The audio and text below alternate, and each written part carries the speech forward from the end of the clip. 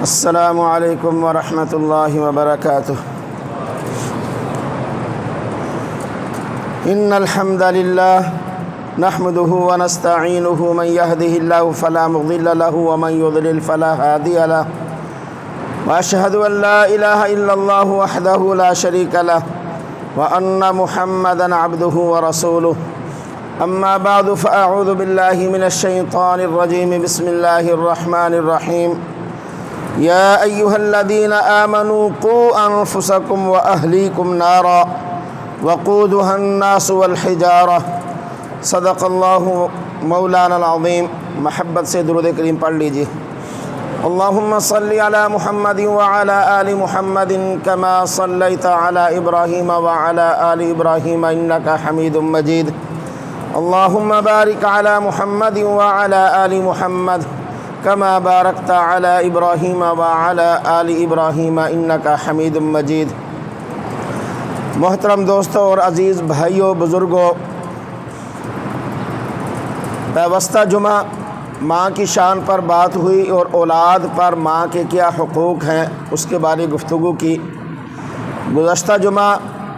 باپ کی شان و شوکت اور اولاد پر جو حقوق ہیں باپ کے اس بارے میں گفتگو ہوئی،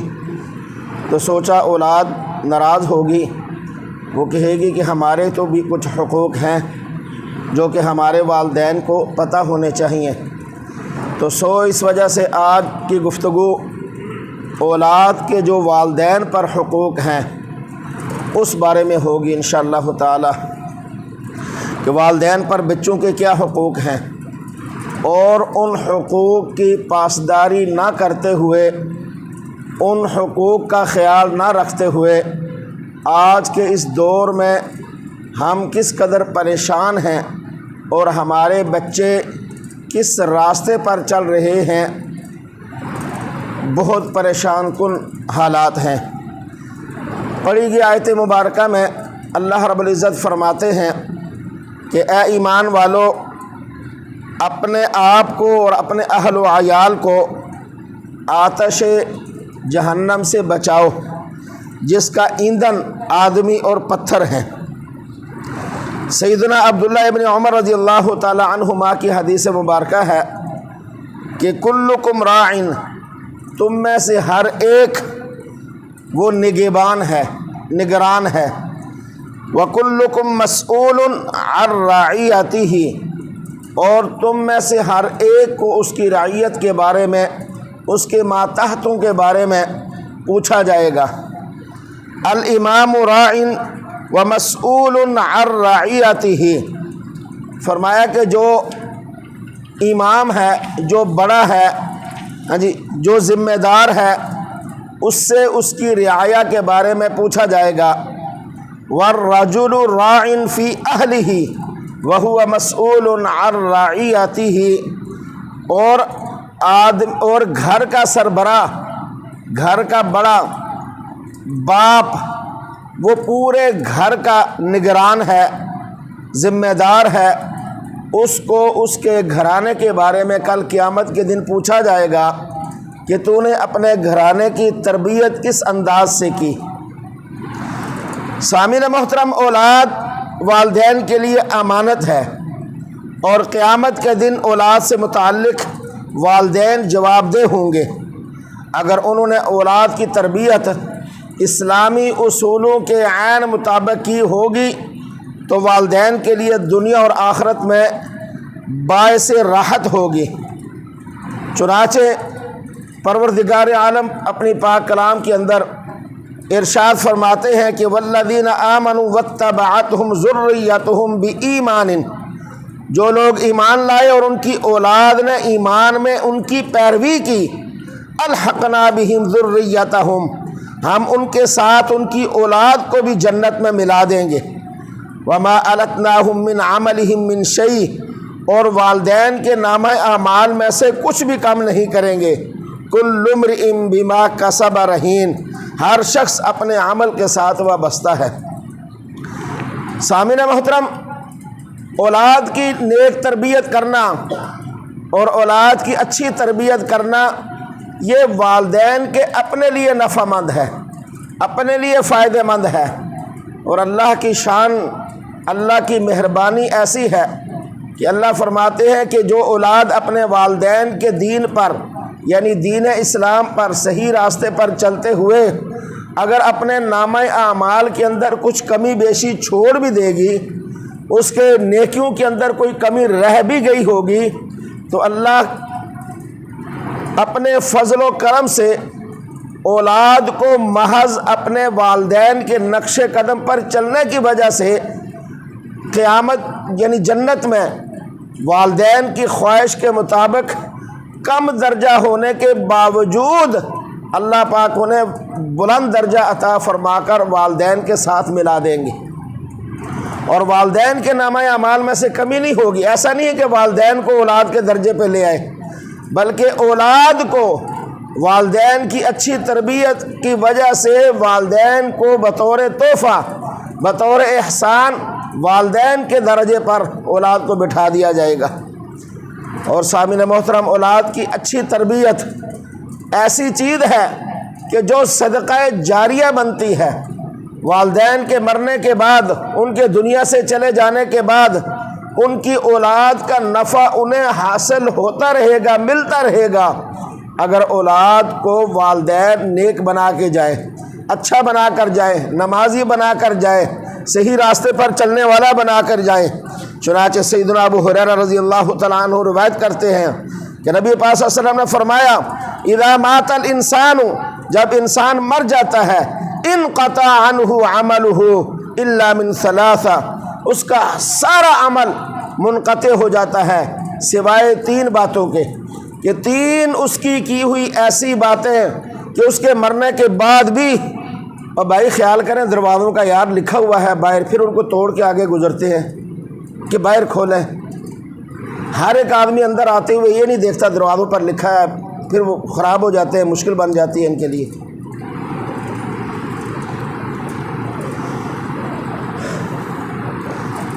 تو بندہ جب مر جاتا ہے تو وہ اپنی اولاد کی اگر اس نے اچھی تربیت کی ہوئی ہوتی ہے تو وہ اچھی تربیت اس کے نامہ اعمال کو جاری و ساری رکھتی ہے، اس کا نامہ اعمال بند نہیں ہونے دیتی۔ فرمایا صدقہ نمبر 1، الا من صدقۃ جاریہ، اس نے کوئی صدقہ جاریہ کیا ہوگا، وہ جب تک جاری رہے گا نامہ اعمال کھلا رہے گا، او علم ينتفع به، یا وہ علم چھوڑ کر گیا ہوگا جس سے لوگ نفع حاصل کرتے ہوں گے۔ فرمایا او ولد صالح يدعو له، یا وہ نیک اولاد چھوڑ کر جائے جو اس کے لیے دعائیں خیر کرتی رہے۔ اور یہ ایسی دعائیں خیر ہے جو والدین کا رجسٹرڈ کبھی بند نہیں ہونے دیتی۔ وہ اولاد، پھر وہ آگے اولاد، پھر وہ آگے اولاد، پھر وہ آگے اولاد، قیامت تک اس کا نامہ اعمال چلتا رہے گا، جب تک اس کی اولاد در اولاد در اولاد اس کے لیے وہ دعا مانگتی رہے گی۔ میرے بھائیوں، آج کل ہم جس پریشان کن دور سے اور لگاتار فتنوں سے گزر رہے ہیں، ان فتنوں سے اپنے آپ کو اور اپنی اولاد کو بچانے کے لیے اولاد کی صحیح تربیت ہونا بہت ضروری ہے، بہت ضروری ہے۔ آج جب سوشل میڈیا کے اوپر، آج جب میڈیا کے اوپر والدین کو گڑ گڑاتے ہوئے دیکھا جاتا ہے، آپ بھی اور میں بھی، ہم سب معاشرے کا حصہ ہیں، کہ ان بچوں کو جو گزشتہ ادوار کے اندر جو جلاؤ گھراؤ کے اندر پکڑے گئے، آج ان کے والدین سوشل میڈیا پہ اور میڈیا پہ آ کر روتے ہیں کہ ہمارا بچہ فلاں جگہ تعلیم حاصل کرتا تھا، ہمارا بچہ فلاں کرتا تھا، ہاں جی ہمارا بچہ ورغلایا ہوا، اسے ورغلایا گیا، اسے یوں کیا گیا، اسے چھوڑ دیا جائے، اسے ایسا کیا جائے۔ کاش یہی والدین گزشتہ دنوں یا بچپن میں اس کی ایسی تربیت کر دیتے،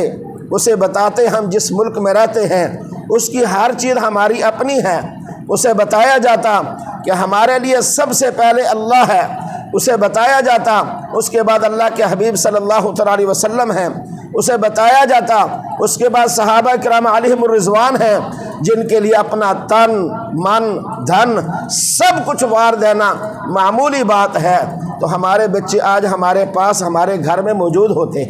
آج ہمیں رونا دھونا اور گڑگڑانا نہ پڑتا۔ چنانچہ ہم نے گزشتہ کل اپنی اولاد کی وہ تربیت نہ کی جو ہمارے لیے آج آنسوں کا سبب بن گئی، پریشانیوں کا سبب بن گئی، تکالیف کا سبب بن گئی۔ اس اولاد کو کیا پتہ جو یہ سارے معاملات کرنے کے بعد آج پتہ نہیں کہاں کہاں ہے کہ میرے والدین کا پیچھے کیا حال ہوگا۔ اس لیے میرے بھائیوں، آج اگر تربیت اولاد کی اچھی ہوگی،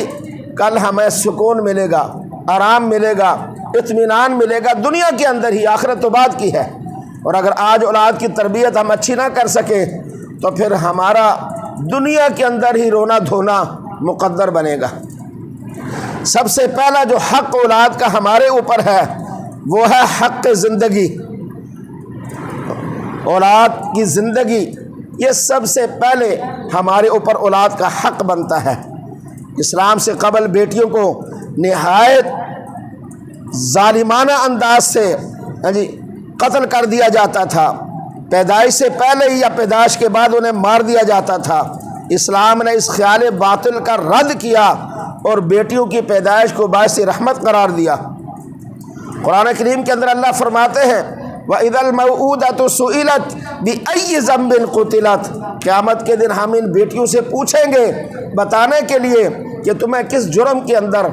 قتل کیا گیا، کون سا جرم تم نے کیا تھا کہ بچپن میں تمہارے والدین نے تمہیں مار دیا۔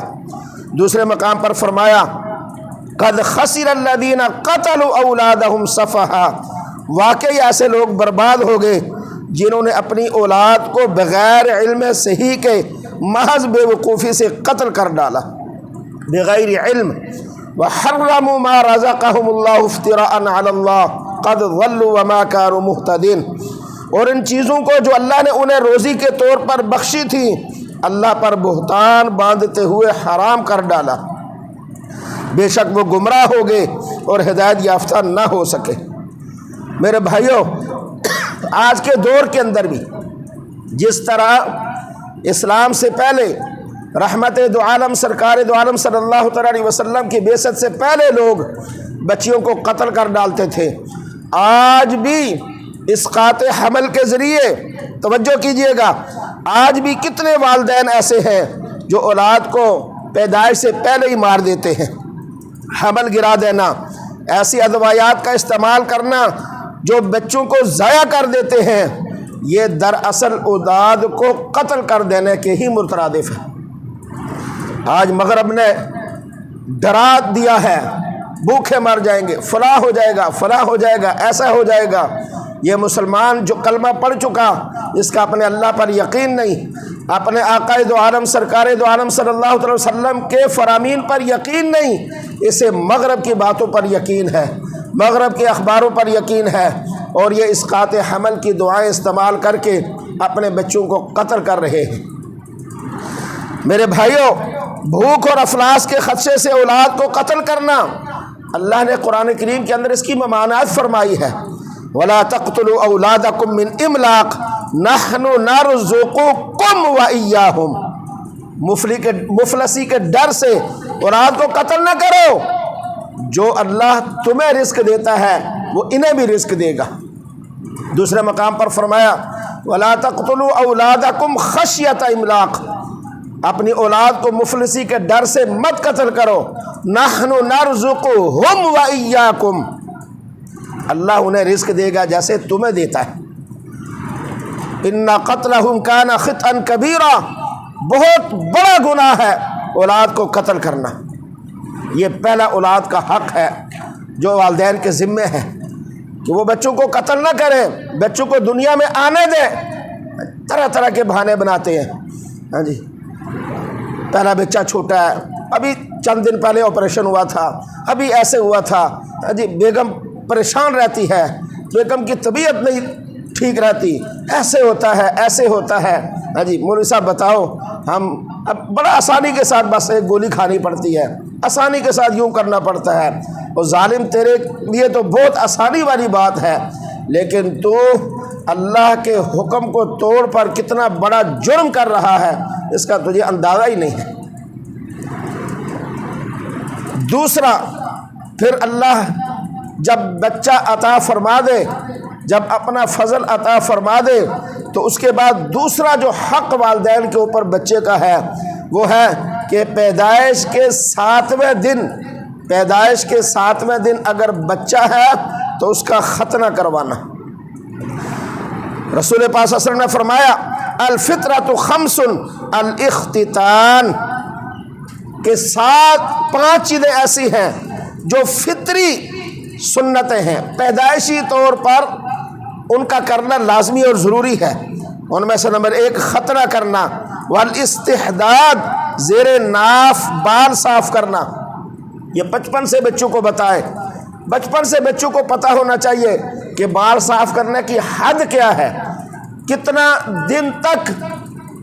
اسے چھوڑ سکتے ہیں یا کتنے دنوں کے اندر اندر اس کو صاف کرنا ضروری ہے۔ وقص الشارب، فرمایا مونچھ کترانا، وتقلیم الاطفار، ناخن تراشنا، ونتف الابط، بغل کے بال اکھیڑنا۔ یہ 5 چیزیں پیدائشی فطرتی ہیں، اور یہ ختنہ عموماً 7ویں دن سنت ہے۔ 7ویں دن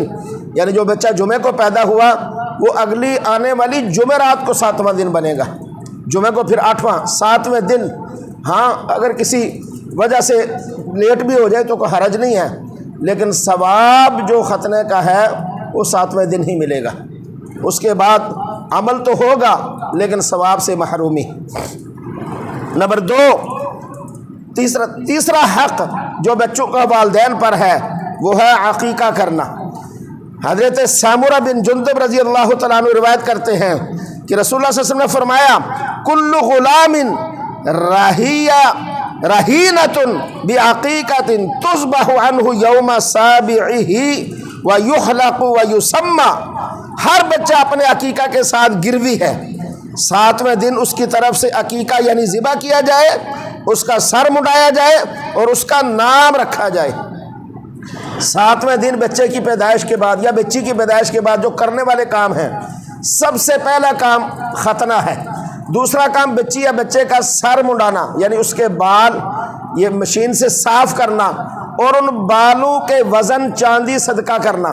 اگر چاندی نہیں ہے تو ایک اندازے کے مطابق اتنے پیسے 500، 1000 روپیہ، 2000 روپے، 5000 جتنی اللہ نے طاقت دی ہے وہ صدقہ کرنا، یہ سنت ہے۔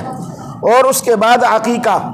بچے کے لیے 2 بکرے قربانی والی شرائط کے ساتھ، بچی کے لیے 1 بکرا قربانی والی، بکرا بکری چھترا چھتری کچھ بھی ہو، اور اگر 2 کی طاقت نہیں تو 1 بکرا بچے کے لیے، اور اگر 1 کی بھی طاقت نہیں تو مناسب سا صدقہ نکال دیا جائے، کافی ہے، چاہے 5 روپے ہی کیوں نہ ہو، یہ طاقت پر ہے۔ اور اسی طرح عید قربان کے موقع پر جو بڑا جانور ہے اس میں بچوں کا عقیقے کے طور پر بھی حصہ رکھنا درست اور جائز ہے، جس طرح قربانی کا حصہ ہے عقیقے کا حصہ بھی رکھ سکتے ہیں۔ اگلا جو حق ہے وہ ہے اچھا نام رکھنا، بچے کا ایسا نام رکھنا جس کا معنی صحیح اور درست ہو۔ نبی پاک صلی اللہ تعالیٰ علیہ وسلم ایسے ناموں کو ناپسند فرماتے تھے جن ناموں میں ایسے معانی پائے جائیں جن میں حرارت ہو یا بد اخلاقی ہو، جیسے حرب۔ آپ کے نواسوں کا نام سیدنا علی رضی اللہ تعالیٰ عنہ نے رکھا تو آپ نے بدل دیا، فرمایا نہیں حرب مانے جنگ، ایسا نام نہیں۔ حسن، حسین، خوبصورت اور پیارے نام۔ اسی طرح صحابہ میں سے یا کسی آدمی کا نام آپ کے سامنے پکارا جاتا اور آپ محسوس کرتے کہ اس کا معنی ذرا گرم ہے، اس میں شدت ہے، تو آپ اس کو بدل دیا کرتے تھے۔ تو سیدنا ابو دردہ رضی اللہ تعالیٰ عنہ روایت کرتے ہیں کہ آقا صلی اللہ علیہ وسلم نے فرمایا، توجہ کیجئے، انکم تدعون یوم القیامت باسمائکم واسماء آبائکم فاحسنوا اسماءکم، قیامت کے دن تمہیں تمہارے اور تمہارے باپ دادوں کے نام سے پکارا جائے گا، لہذا اپنے نام خوبصورت اور اچھے رکھو۔ تو بچوں کا اچھا نام رکھنا یہ والدین کے ذمے ہے، خوبصورت نام، اچھا نام۔ اور میں گزارش کروں گا آج کے دور کے اندر مختصر نام رکھنا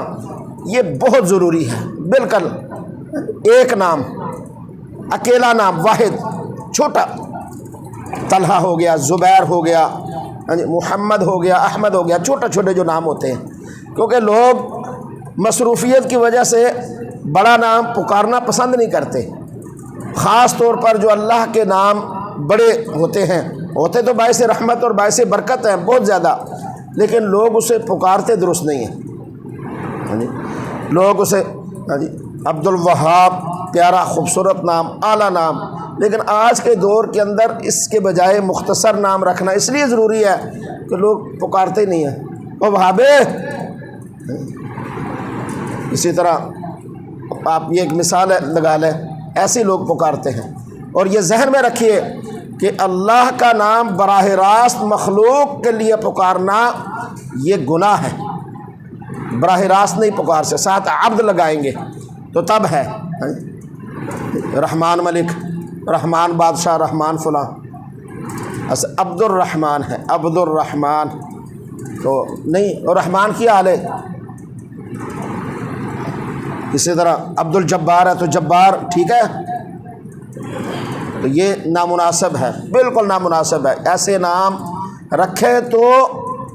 بچے کو یہ باور کروائے بچپن سے کہ کوئی بھی جب نام پکارے تو اسے منع کرے کہ خبردار میرا نام یہ نہیں ہے، یہ ہے میرا نام، یوں پکاریں۔ اسی طریقے کے ساتھ اسلام سے شناسائی یہ والدین کے ذمے ہے بچوں کے لیے کہ بچوں کو اسلام سے شناسا کریں، بچوں کو اپنے اللہ کا بتائیں، حبیب پاک صلی اللہ علیہ وسلم کے بارے میں بتائیں، صحابہ کے بارے میں بتائیں، اسلام کے بارے میں بتائیں۔ جب بچے اللہ اور اس کے رسول اور صحابہ کی باتوں کو سنیں گے تو پھر ان کی ریڈ لائن یہ ہوگی، پھر والدین روئے دھوئیں گے نہیں، آج پھر والدین آ کر منتیں نہیں کریں گے چھوڑ دے ہمارے بچوں کو، یہ کر دو، ایسے کر دو، مر گئے، لٹ گئے، پھر نہیں۔ بچوں کو بتائیں ہم نے اللہ اور اس کے رسول اور صحابہ کے نام پر ہی اپنی جان دینی ہے، جب بھی دینی ہے، دنیا کے اللہ تللو کے لیے نہیں جان دینی، دنیا کے اللہ تللو کے لیے اپنے جو ہے وہ ایسٹس ہیں ان کو خراب نہیں کرنا، ان کو ضائع نہیں کرنا، ان کو تباہ نہیں کرنا۔ ہم نے اپنے اللہ کے لیے اس دنیا سے جو ہے نا اگر مرنا ہے تو مرنا ہے، حبیب پاک صلی اللہ علیہ وسلم کی ذات پر مرنا ہے، صحابہ کرام علیہم رضوان کے لیے مرنا ہے، یہ حق رکھتے ہیں اس بات پر کہ ان کے نام پر مرا جائے، ان کے نام پر اپنی گردن کٹوا دی جائے، بس اس سے آگے نہیں، اس سے آگے کوئی ریڈ لائن نہیں ہے۔ یہ بتائیں نبی پاک صلی اللہ علیہ وسلم نے فرمایا کل مولود یولد علی الفطرۃ فابواہ یہودائہ او ینصرانہ او یمجسانہ، کہ ہر بچہ فطرت پر وہ کیا ہے، مسلمان پیدا ہوتا ہے، پھر اس کا یہودی باپ، عیسائی باپ، مجوسی باپ اسے یہودی، عیسائی یا مجوسی بنا دیتا ہے۔ تو بچے فطرتاً دین پر پیدا ہوتے ہیں، ان کے اندر فطرتاً یہ دین سیکھنا آسان ہوتا ہے، جب ان کو آپ سکھائیں گے بچپن سے ہی تو پھر وہ کل آپ کے لیے پریشانی کا باعث نہیں بنے گا۔ اسی طرح میرے بھائیوں، بچے کے لیے نسب کا حق صرف اسی کے ساتھ خاص نہیں بلکہ یہ ماں باپ کا بھی حق ہے، ماں باپ کا۔ اسی طریقے سے اس لیے کہ بچوں کو ان کے نام کے ساتھ بتایا جائے ان کے والد اور والدہ کا، جو بچے لے پالک ہوتے ہیں، یہ مسئلہ دماغ میں سن لیں توجہ کے ساتھ، جو بچے لے پالک ہوتے ہیں، متبنہ بیٹے بیٹیاں جو لے کے پالے جاتے ہیں، چاہے بے اولاد لے کے پالتے ہیں یا اولاد والے کسی یتیم کو، کسی لاوارث کو اس طرح لے کے وہ پالتے ہیں، ان لے پالک بچوں کے نام کے ساتھ پالنے والا باپ قطعاً اپنا نام نہیں لکھ سکتا کسی بھی صورت کے اندر، کوئی دنیا کی مجبوری کیوں نہ ہو، وہ اس کے ساتھ اپنا نام نہیں لکھ سکتا۔ اگر وہ اس کے ساتھ اپنا نام لکھے گا یہ گناہ کبیرہ ہے، یہ حرام کی طرف نسبت ہے، جو اس کا باپ ہے ہی نہیں اس جگہ پہ اس نے اپنا نام لکھ دیا۔ گارڈین کی جگہ نام لکھ سکتا ہے، والد کی جگہ نہیں۔ صریح آیت ہے قرآن کریم کی، ادعوہم لآبائہم ہوا اقسط عند اللہ، ان منہ بولے بیٹوں کو ان کے باپ کے نام سے پکارا جائے، یہی اللہ کے ہاں انصاف ہے۔ آپ زیادہ جانتے ہیں یا اللہ زیادہ جانتا ہے جس نے اس ساری کائنات کو پیدا فرمایا؟ وہ جی مجبور ہیں، کیا کریں، اسکول میں داخل کرانا، وہاں باہر بھیجنا، ایسے کرنا ایسے کرنا ہے۔ بھائی اللہ کا حکم ہے، صریح قطعی حکم ہے، قطعی، کہ منہ بولے بیٹوں کی جگہ، یعنی جو لے پالک بچے بچی ہوتی ہے، ان کی جگہ پالنے والا ان کی ولدیت میں اپنا نام نہیں لکھ سکتا۔ حتیٰ کہ قرآن کہتا ہے کہ جس بچے کے والد کا پتہ ہی نہیں، کسی نے جان کر پنگوڑے میں رکھ دیا یا کسی نے کوڑے میں پھینک دیا اور کسی نے اٹھا لیا، جس بچے بچی کے والد کا پتہ ہی نہیں، اس کی ولدیت کے خانے میں بھی پالنے والا اپنا نام نہیں لکھ سکتا، تو جس کا پتہ ہو وہ کیسے لکھ سکتا ہے؟ فَإِن لَّمْ تَعْلَمُوا آبَاءَهُمْ فَإِخْوَانُكُمْ فِي الدِّينِ وَمَوَالِيكُمْ، جس کے والدین کا پتہ ہی نہیں ہے کون ہے کون نہیں ہے، وہ بھی تمہارے دینی بھائی اور تمہارے دوست تو ہو سکتے ہیں، لیکن ان کی ولدیت کی جگہ تم اپنا نام نہیں لکھ سکتے۔ یہ آج کل بہت بہت جرم ہو رہا ہے، بہت گناہ ہو رہا ہے کہ جو بچے لے کے پالتے ہیں ان کی ولدیت میں اپنا نام لکھ دیتے ہیں، اور نہ ہی وہ بچہ اس پالنے والے کی وراثت کا حقدار بنتا ہے۔ ہاں زندگی کے اندر اگر اسے کوئی مال دولت اس کے نام لگا دیتا ہے، اس کو اختیار ہے کہ اپنا مال زندگی کے اندر ہی منتقل کر دے اسے، لیکن اس کے مرنے کے بعد اس کی جو جائیداد ہے اس کا وارث وہ لے پالک بچہ نہیں بنے گا، اس کے دیگر ورثاء بنیں گے۔ اور اس کے ساتھ ساتھ یہ بھی ذہن میں رکھیں کہ ایسی بچی جو پالنے والے کے لیے نامحرم بنے، اسے لے کر پالنا بھی جائز اور درست نہیں ہے، اس لیے کہ وہ عورت کے لیے تو ٹھیک ہے، تو جوان ہو کر پالنے والے کے لیے تو اس کی تو بیٹی نہیں بنے گی نا، تو لہذا جو بچے لے کر پالے جاتے ہیں اس میں والد کو یہ خیال کرنا چاہیے کہ وہ ایسا بچہ لے کے پالے جو اس کی بیوی کا محرم بنے،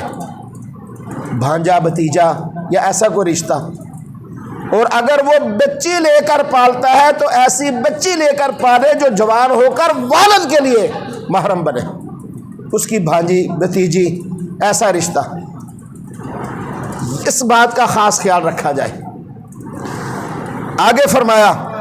اپنا حقیقی نسب تبدیل کرنے والے کے لیے، یہ توجہ کیجیے آج کل بہت زیادہ ہی ہے کہ من ادعا الی غیر ابیہ وہو یعلم فالجنۃ علیہ حرام، جو اپنے باپ کو علاوہ کسی اور کے متعلق دعویٰ کرے اور وہ جانتا ہو کہ وہ اس کا باپ نہیں ہے، اس پر جنت حرام ہے۔ بڑے ہو کے پتہ تو چل ہی جاتا ہے نا، ایسا تو نہیں پتہ نہیں چلتا، لیکن اس نے پالنے والے نے اس کی جگہ نام لکھ دیا ہوتا ہے، وہ بیچارہ کیا کرے، اس پر جنت حرام ہے۔ فرمایا ایک جگہ پہ لا ترغبوا عن آبائکم فمن رغب عن ابیہ فہو کفر، اپنے آبا و اجداد سے منہ نہ پھیرو، جو اپنے باپ دادا سے منہ پھیرے گا گویا اس نے کفر کیا، کفر ہے یا باپ دادا سے۔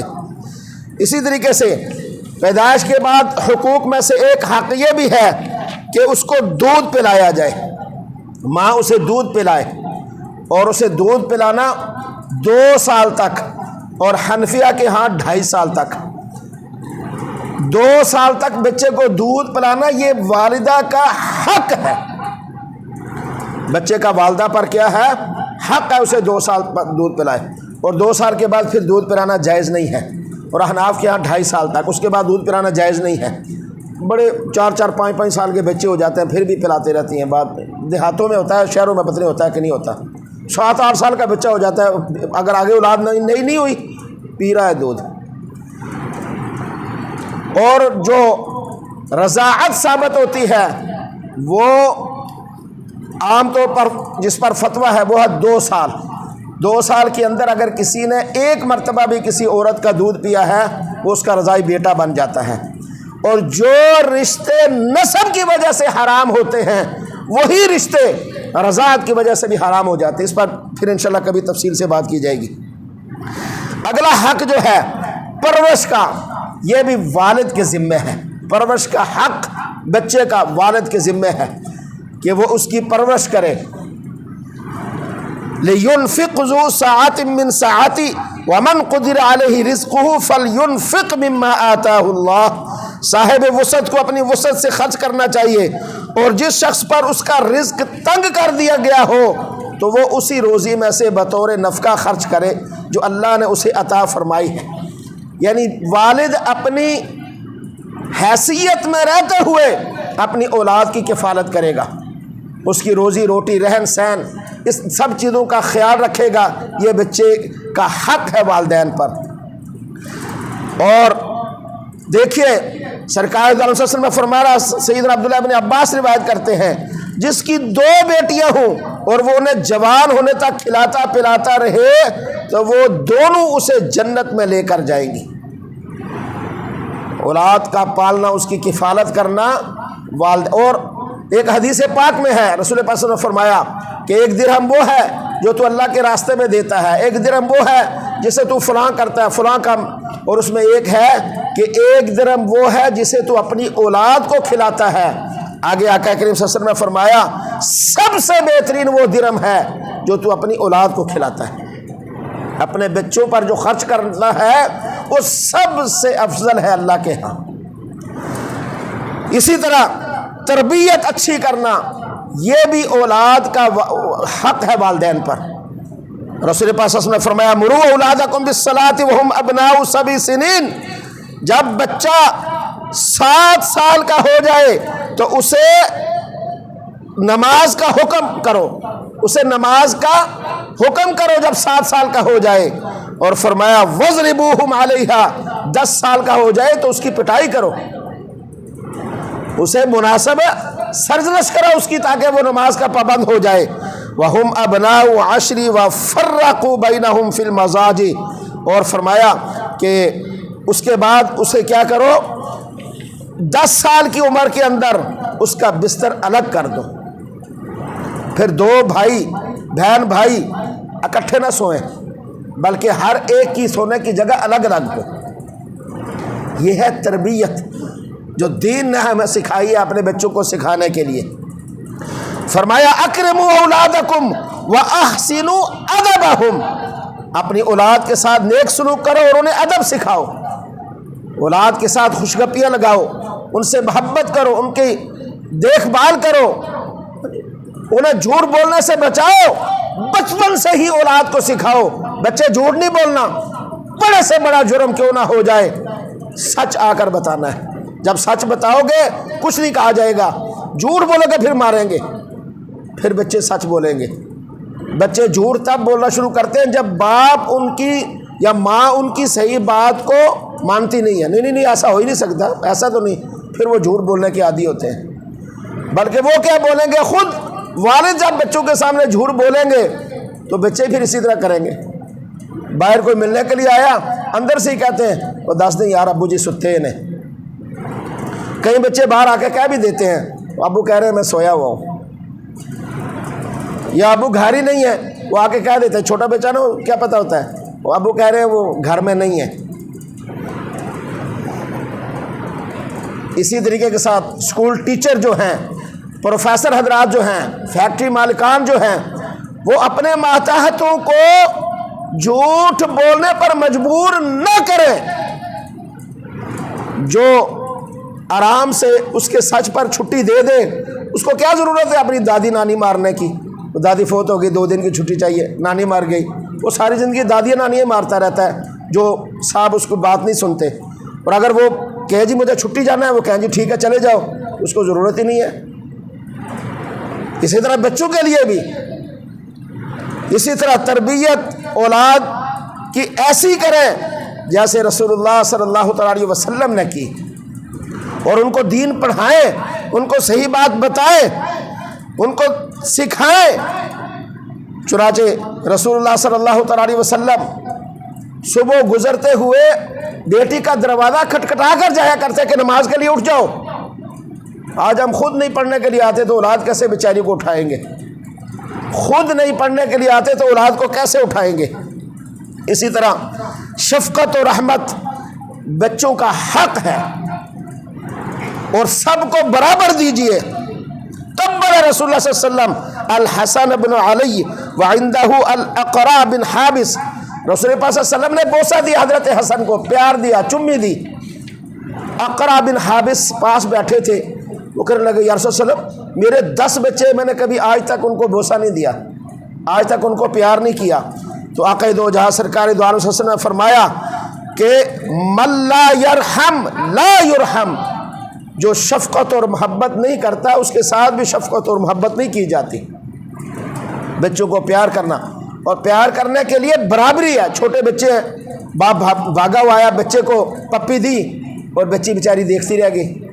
या बच्ची को दी बच्चा देखता रह गया, ऐसा नहीं। जो वालिदैन ऐसा करते हैं फिर वो बूढ़े होकर बच्चों की तरफ से शफ़क़त से महरूम रहते हैं। बिल्कुल तजर्बे की बात है। वो बच्चे भी फिर वही मुआमला करते हैं जो बचपन में वालिदैन ने किया हुआ होता है। इसी तरीके से मेरे भाइयों, औलाद से मोहब्बत ये औलाद की तरबियत का हिस्सा है। इसी तरह से मेरे भाइयों,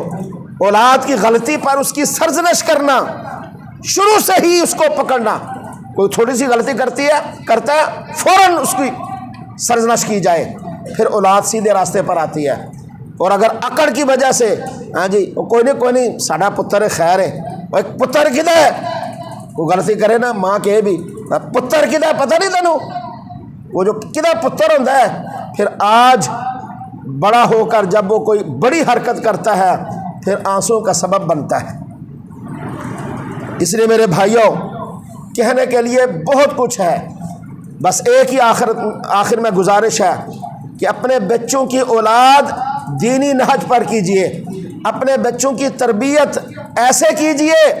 कि फिर किसी मोड़ पर किसी मौके पर जाकर आंसू बहाने का सबब न बन जाए। उनकी सही तरबियत करें ताकि वो दुनिया के अंदर भी आपका नाम बनाने वाला हो और आखिरत के अंदर भी आपकी सुरखरुई का सबब और ज़रिया बने। अल्लाह जो कहा सुना इस पर अमल की तौफीक दे, सुन्नतें अदा कर लीजिए।